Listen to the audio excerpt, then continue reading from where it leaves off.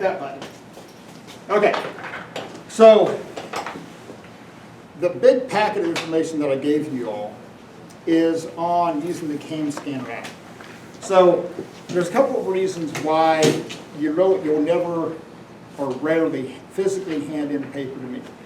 Part of it is that I'm not a germaphobe. I grew up on farm and ranch, traveled around the world. Germs don't bother me, this virus does. So I don't want, you all sneezing on your paper and then giving it to me and then it's on the paper. So all the stuff you're going to hand in to me is going to be through this CAM scanner app. So what I'm going to do now is kind of take you through that process of how I want this done. So first off, it's an app. Now, if you have a scanner, if your folks have a scanner at home, that's actually the better way to do this because you just lay it in, it feeds it through, it takes an image, it sends it to me, boom. If you don't have a scanner, don't go to mom and dad and go, hey, we have to go buy a $200 scanner because Mr. Burkamp said so. No, no, no. This is a free app, okay? It's going to be okay. So there's other ones out there. This is the one that I found that works the best, okay? So basically you download it. If you download the Sonic app, that's up to you, but okay, this CAM scanner. Now here's what's going to be important, is that you've got your assignment done, and when you do your assignment, and you'll hear me preach this a couple of different times, in terms of how I'm going to grade it, and my overall classroom philosophy, is that you want to make this easy for me, okay? So I've synthesized my classroom rules over the years down to 2 classroom rules. Learn what I teach you and don't irritate me in the process, okay? That's basically it, okay? That's, in a nutshell, that's everything. So the next logical question is, oh, Mr. Burkamp, what irritates you? That's a very good question, okay? So, and this is notoriously true of guys, because guys notoriously have worse handwriting than girls, is that I go to grade something, and keep in mind, you are going to be taking a picture of this, okay? And then you're going to be sending it to me as a PDF file. I'm going to be at home, I'm going to be pulling up that file on this iPad and grading it using, the iPen, okay? And I've got to be able to read it, and it has to be able to be done neatly. So, and this is going to sound egotistical, but it's true of every teacher. Fundamentally, your job is to make me happy. Okay, the happier I am, the better grade yours is going to be. Now, so let's say that Adeline, she's been on my encore, right? She has lovely handwriting, and I get her paper, and it's all done neatly, and she's taken a picture of it, and I can see everything, and the answers are right, and it's very, very easy for me to grade. 10 out of 10, she gets a good score, okay? Now, this would not happen, but I'm going to use Ryan as an example, because I also have Ryan in my encore. I get Ryan's paper, he's done it in pen, and I hate pen, okay? Don't do anything in pen. And it's like marked out, and the answers are wrong, and the picture is out of focus, and right away, I am not in a good spot, just when I pull up his document. I'm going, okay? So, who do you think is going to get the better grade? The golden girl, right? Ryan, no offense, but bad things are going to happen. So, the better you do in terms of keeping me happy, the higher your score is going to be. And this isn't just true of me, it's true of any teacher, okay? I spend a lot of time going through your homework and through your labs, okay? I really do. I spend tremendous time doing that. Make it easy for me. So how that's going to start, even when you go to take the picture of your paper, there's 2 different modes that you can have, and this is on your paper. I know this is tough to see, but if it's just a single sheet of paper, or it's a batch mode. So your first thing that I want you to do is download this. Take a picture, hopefully that you all are willing to sign the contract that says, hey, I'm willing to check my phone at the door when you walk in my room. And then download that app and send that to me. So most of the time what you're going to send me is more than 1 page, and so that's when you can either choose a single or you can choose batch mode. 99% of the time you're going to be in batch mode, okay? So when you actually take the picture, make sure that that paper is against like a darker background, because what it will do is it will basically try and frame the actual document, and then it will leave out everything else. So if you have your paper on a white background or a lighter background, it's going to be hard for that program to differentiate the two. Make sure that it's in focus. Make sure, please watch the shadows, okay? That's one thing that you kind of have to be careful of, like, you know, for your light source is directly up above and you're trying to take a picture of it, that's kind of tough to do. So just when you look at it, just make sure it looks okay.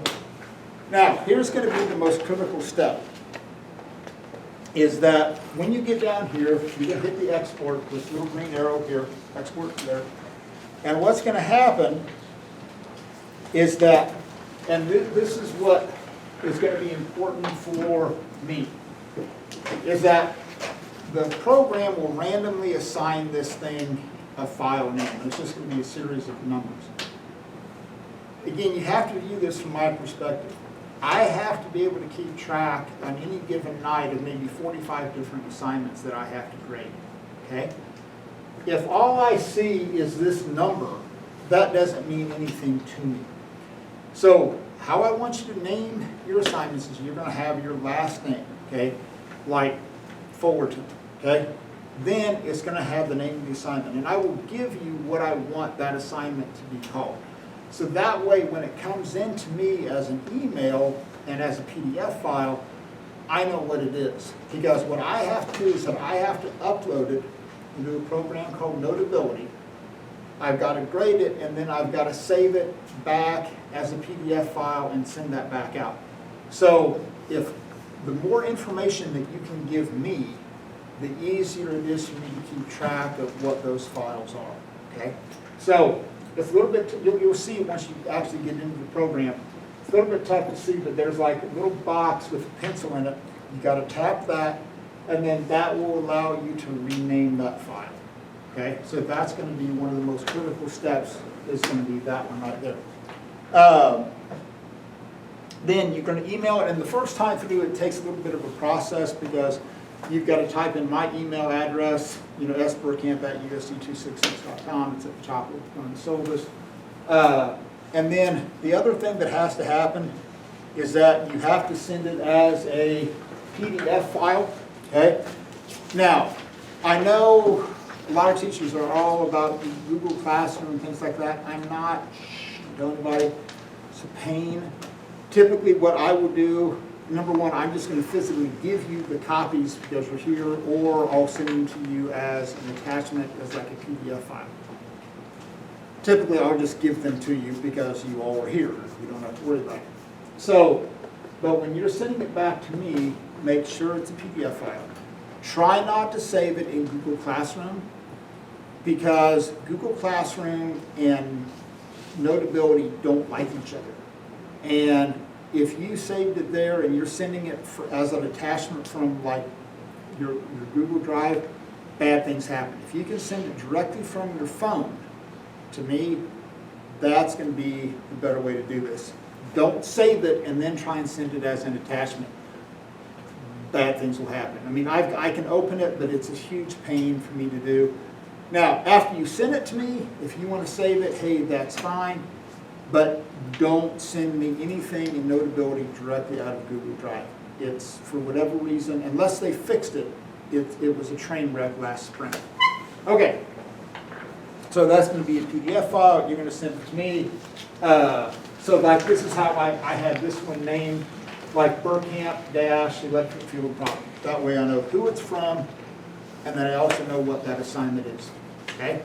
So that's why that big packet, that's one of the most technologically things I've done all years to put that whole thing together. Okay. With that said. All right, so let's talk about kind of the, on homework and things. Generally, everything's going to be, sorry, speaking your phones. Yep, sorry. Okay.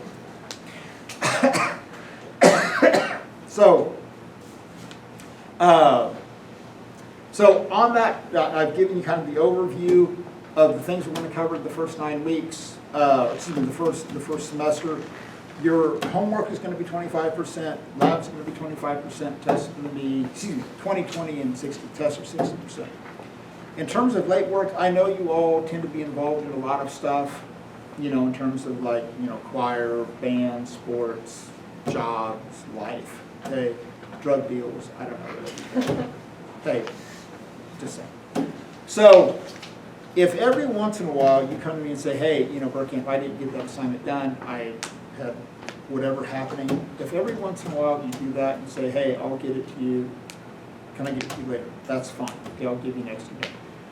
Don't let that happen every day, because then it's a burden on you, it's a burden on me, but I know that life gets in the way sometimes, and if that happens, that's fine. In terms of the whole, how that gets handed into me, rarely are you going to hand in, like that, I said, that physical paper. Most of the time it's going to be through that CAM scanner app, which is going to be wonderful, because then you all can have the electronic copies of it as well to have for if you're going on to college and you're taking a physics class. Let me see. You're going to need a good calculator. You don't have to have the TI-85 Platinum, Z75, whatever. It just your basic good calculator. You guys especially are going to need a good protractor and ruler, okay, because once we do optics, and you're going to have to draw these ray diagrams. So that's kind of going to be an important part, okay. You don't have to have it like by tomorrow, but here within the first probably week or two, get a good protractor and ruler. I'm not going to require that you keep a notebook of everything, obviously, because a lot of this stuff is going to happen electronically. But for those of you that are going to plan on taking the AP test, obviously, if you're going to prepare for that AP test in May, and if you don't have everything kind of organized, it's tough. It's going to be tough to go back and review for that test. So I have 1,000 things to worry about. How you organize your stuff isn't on my radar. Okay, you all are big people. You can handle that. Where you sit, I don't care. Settle on a seating place that you're comfortable in. And it's weird because since 1996, I have had the same seating pattern. This is the first time I've had like any variation, kind of like a little wing back, as I had to take out 4 chairs. I'm still getting used to that. It kind of freaks me out. As far as food and drinks, that type of thing, again, I have 1,000 things to worry about. If you need like a refill on the water bottle, because I hate water bottles, okay, like I hate them with a passion. Anyway, there's a water jug over there on that side of the room. If you want to go up, fill it up, that's fine. There's the solar project. If you haven't noticed, the 720 panel solar project that's sitting out there, that was kind of my gig. The only thing I ask is if you filter water out of that, every once in a while, maybe throw in a quarter, buck, whatever, that money goes to the solar fund. If you need another mask, speaking of masks, if you need a mask, they've got these that are like with the solar logo on it. Okay, they're selling them for $8 down at down in the school store. I get $5 of that goes to the solar fund. So why that's important, if you've seen in the entrance down at the front of the school, on that south wall, there's a big series of like blue panels that people have bought, commemorative panels. So if you notice on that, what's happened there is that like for the past couple of years, individual classes have bought a panel. And so what I do is I say, okay, on average, if you all like donate $20 a piece, then you'll get a panel. So it'll be like, AP Physics, 2020, 2021. So if you happen to buy a mask, and I'll count $5 of that towards your class fund. So then when you all come back for your 10 or 20 year reunions, that there's my class. But hopefully it's still up there. Should be. And anyway, so it's a cool project. We'll spend a lot more time talking about the solar project. But if you happen to need a mask, by the way, wash your mask. Do not wear the same mask 5 days in a row. It's just going to be gross. Okay, you have a rotation of masks, and if you happen to have one with the solar logo on it, that would be a cool deal. I'm just saying. So, personal mask hygiene. So there's all of that. Okay, so let's talk about what physics is. So here's the cool thing about physics. Number one, if you look at like the three big branches of science, biology, chemistry, and physics. Physics is the only branch that you have an innate understanding of, okay, in terms of the big ideas. So let me give you an example. Y'all have had biology, right? Mm-hmm. This is what most people remember. What's the role of the mitochondria in the cell? Powerhouse. It's powerhouse, okay? Bingo. So everybody remembers, except for my first block. Nobody in my first block remembered that. I was like, seriously? You all did, fourth block, my third block did, first block there, I don't know. They had no recollection. I told them that, they were like, really? It's like, how can you not know that? That's what everybody remembers out of biology, is the role of the mitochondria. It's the powerhouse of the cell. Okay. So, but I guarantee you, you all didn't walk into your biology class and look at a cell diagram that was up on the board and go, oh, there's the mitochondria. Yeah, that's the powerhouse of the cell. Yeah, I get that. Oh, there's the nucleus. Oh, yeah, clearly this thing is going through prophase in terms of the replicating. No, okay? No. You don't walk into your Chem 1 class and look at aluminum on the periodic table and go, oh, well, based upon that location on the periodic table, that's most likely, Dr. Higgins, how are you? Great. Fantastic. You're not going to look at, even if you're superintendent of the Mays District, you're not going to find aluminum on the periodic table and innately understand, oh, it has 3 valence electrons that it's going to lose, and it's going to form a charge of 3+, and it's going to bond with chlorine to form aluminum chloride, and that's going to be AlCl3. Okay? No, you're not. But if I take this, there was a magnet here. How do I use a magnet? There it is. Now, if I take this magnet and I drop it, what's going to happen? It's going to fall. Why? Gravity. Gravity. Okay? Congratulations. You all have understood one of the great mysteries of physics. You understand it's gravity. Okay? Now, we're going to do that. Then we're going to use Hank. Okay? This is Hank. Right? Class, Hank, this is class. So, we're going to use Hank a lot. It even says Hank, like right there. And here's the odd thing. I have no idea how this bowling ball ended up in my room. I came back 1 year after the summer, and this bowling ball was here. No idea how I did. Lose a bowling ball. Huh? How does someone lose a bowling ball? I don't know. I don't know if they thought, oh, Burkamp teaches physics and he needs a bowling ball. But it was just here. It was just weird. It's like this abandoned bowling ball. So, now, if I said, okay, I could drop one of two things on your hand. I can either drop the magnet on your hand, or we can drop Hank. Okay? Now, you all have not studied force equals mass times acceleration, inertia, momentum, energy. But you all innately understand, like, I'll take the magnet, thank you very much. Okay? Let's drop that. Okay? You all get physics. But what physics is basically a math class that involves cool toys. Okay? That's it. It is. That's what physics is. Because, when I was at K-State, I studied Calc 1, 2, 3. That was actually my main area of study, was mathematics. But I also figured out that very early on, teaching math was pretty boring. You don't get to buy new toys, okay? No, seriously, it's like, at the end of every year, teachers order new stuff for the next year, okay? And the math department goes, oh, maybe we can get new calculators. Boring, okay? I can go to Dr. Botts, and I've known Dr. Botts since he was like 8 years old. And I go, hey, I need a remote control helicopter. Well, why? Oh, we got to study, forces and equilibrium. Okay, get a helicopter. All right, I need a roller coaster. Why? It's kinetic energy. Okay, get a roller coaster. So it's cool. Math people get calculators. Boring. So physics is just a cleverly disguised math class with toys. And that's why I love teaching it. And the same thing with chemistry. It's like chemistry, especially AP chemistry, is just a math class where I get to blow stuff up. Okay? So, and color changes and all that good stuff. So, but you all get physics, okay? You understand it.